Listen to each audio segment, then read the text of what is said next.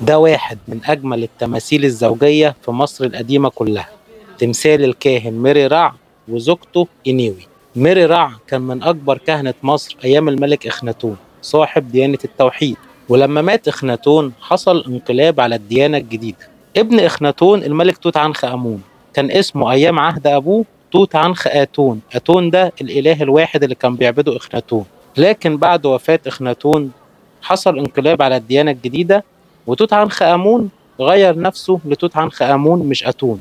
الكاهن ده بقى غير اسمه هو كمان، سمى نفسه ميري رع، كان الأول اسمه ميري نت.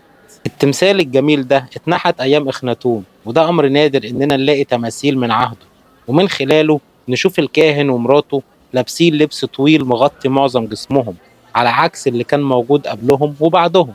وفي النهاية أفتكر المثل اللي بيقول الشعب على دين حكامه، وده مثل قديم متجدد. سلام.